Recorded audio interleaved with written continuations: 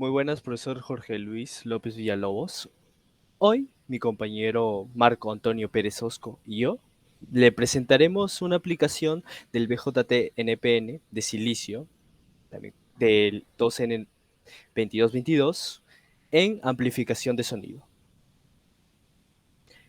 Aquí tenemos las características de los N2222 en materiales de silicio. Es de tipo NPN, su voltaje máximo de suministro de 32 voltios, su máxima corriente circulante es de 800 miliamperios y su ganancia es de 30 a 150. Esto se puede encontrar en el datasheet del mismo componente. Vamos a determinar el punto de operación del siguiente circuito, el cual usa un transistor 2N2222, y además podemos visualizar que está polarizado en divisor de voltaje. Su configuración es emisor común. En su modelo de C, lo que vamos a hacer es una aplicación de Thevenin, porque eso es lo que nos dice la teoría en cuanto se refiere a una polarización de divisor de voltaje. Así, podemos hallar la corriente de base mediante el siguiente cálculo. Aplicamos el Thevenin, tenemos nuestra fuente Thevenin, que es igual a la corriente de la base más la corriente, como es un transistor de silicio, es de 0.7, sumado al voltaje que nos da el emisor, la corriente de emisor.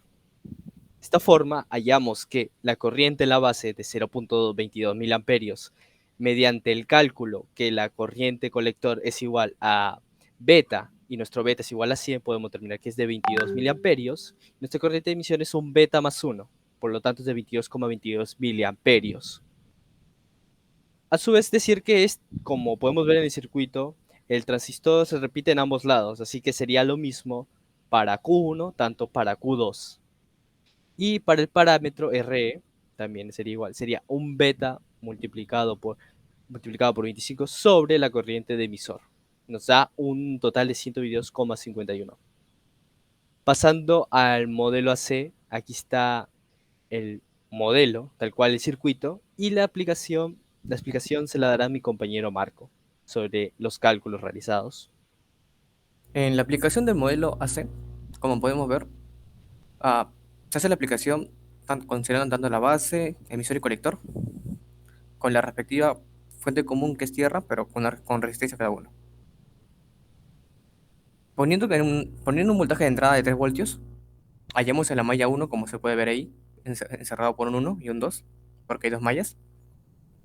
Hallando la malla 1, se ve que la ecuación se pone, la malla 1, y con ello tenemos el voltaje, la corriente en IB1, y con ello hallamos en la malla 2.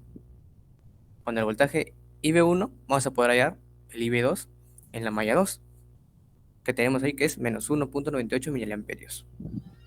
Y con los cálculos de las corrientes se nos facilita calcular el ZI, el AV y el AI.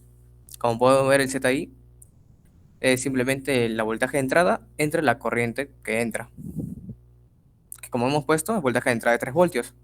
Y con los cálculos que hemos realizado tenemos que el voltaje de entrada, la corriente de entrada vendría de 0 miliamperios más el 0.29 miliamperios, que es de la corriente de IB1, lo cual nos da 2.33 kilo ohmios. Para el aumento de voltaje sería el voltaje final entre el voltaje inicial de entrada, siendo el voltaje inicial, como se puede ver en la imagen de arriba,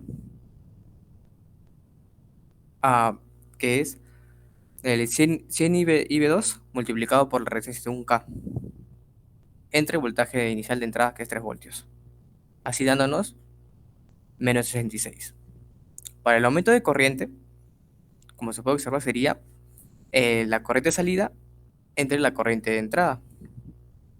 Siendo la corriente de salida, como se calculó, 100 por IB2, que en este caso IB2 es 2 miliamperios.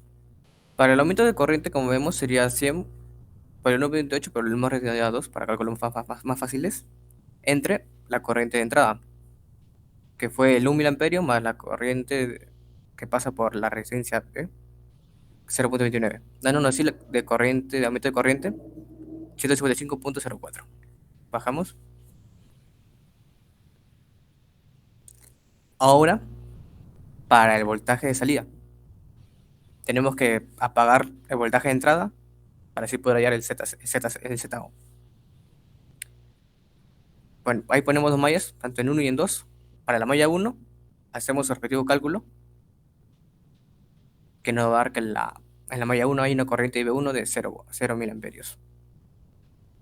Y al aplicar la ecuación en la malla 2, nos damos cuenta que al reemplazar la corriente IB1, nos va a dar que la corriente IB2 también es 0 mil amperios, haciendo que la resistencia de 0.1, 0.35 y 0.1K, por así decirlo, sean 0 y solamente nos quede la resistencia de un K conectada al voltaje de salida, dándonos por ende que el Z0 es 1 kilo ohmio. Y abajo ponemos su modelo equivalente. Ya teniendo el ZI, el aumento de voltaje y el Z0, podemos hallar su modelo equivalente. Ponemos una fuente de VG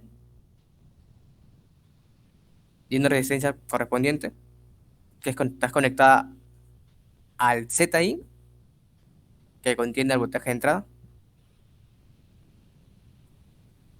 y ello conectado al aumento de voltaje de menos 66 por la voltaje de entrada.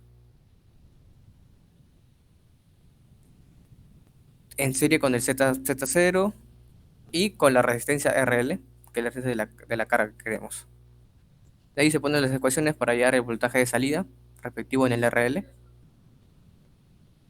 Y todo esto nos sirve para sus aplicaciones en el circuito, las cuales las aplicaciones pueden ser en radios, televisores, amplificando la amplitud de señales débiles sin ser distorsionadas en el proceso. Ahí tenemos su respectiva bibliografía de donde sacamos todo, y eso sería todo. Muchas gracias por escucharnos. Hasta la próxima.